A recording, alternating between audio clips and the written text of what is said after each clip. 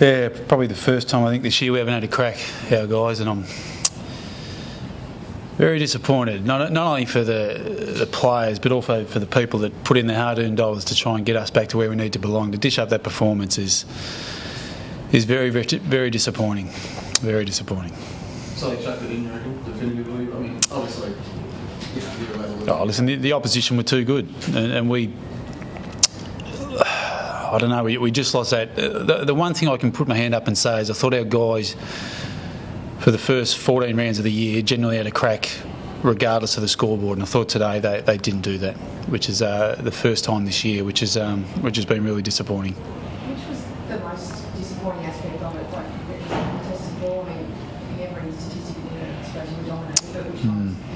Yeah, it was all. It was look, our tackle effectiveness was poor. We couldn't get a hand on them. Our contested possession work was poor. Our inability to take the game on was poor. I can go on. I can keep driving all these stats, but at the end of the day, the guys have got to want to have a crack and they've got to want to play. And that was really unlike us today, and it was really disappointing.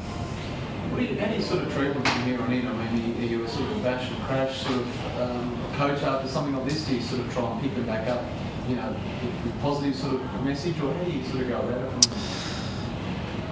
Yeah, it's a good question. It's look, we spoke after the game, and I just said I don't ever want to speak about this game ever again.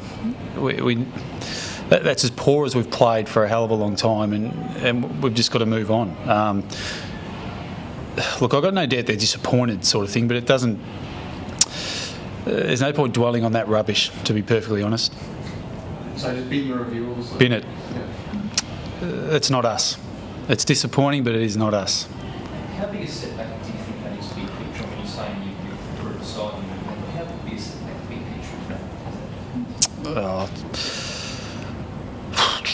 picture? Trying to think how to answer that. Look, it's not a setback, so to speak. We know where we're at. They're a top four side, but we're not 100 points worse side than those guys. I don't feel so anyway. And look, our form. It's probably the first time we've been categorically thrashed in a hell of a lot of areas. Granted, our form against the D's wasn't great either last week, but at least we came back and fought our way into the game. We didn't show any fight at any stage today. Winner personnel-wise? I wouldn't have thought so.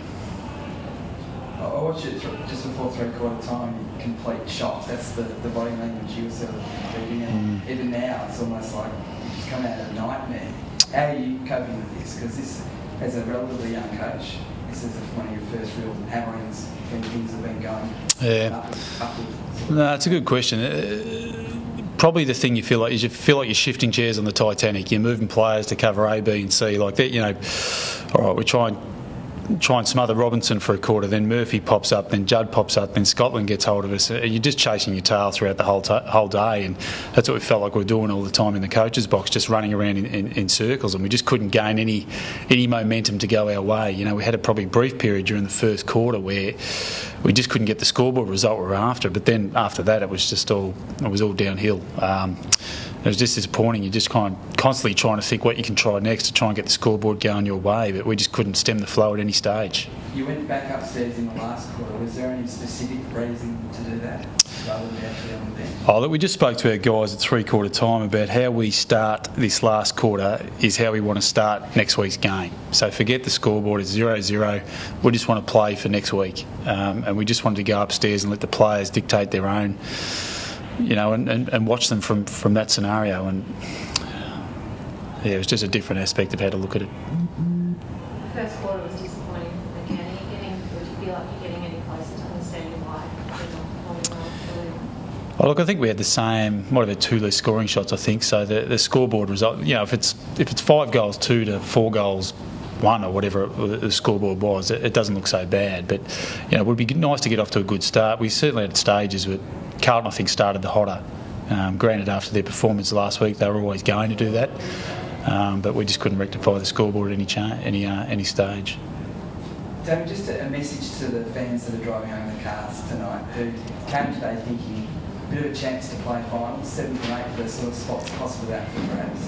What's the message for the fans that have walked away thinking that might be miles away now, or what's the message for the fans that might be a little bit confused with where they're at the moment? Yeah, 2 words: we apologise. That's it.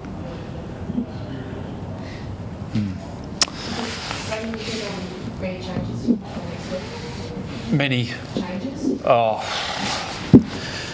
Personnel-wise, we have a couple of guys that are available. We keep, we're like every other side in the AFL. We've got a long injury list at the moment. Our backline's been decimated by injuries all year, and Dan Connors will probably play, Coburg at some stage. I think his first or second game for the year. Matthew D's the same. We're, end of the day, you can change your personnel, but we still expect the same. We expect some effort, I suppose, is what I'm trying to say. Like, changing personnel is not going to help us. We just need some effort.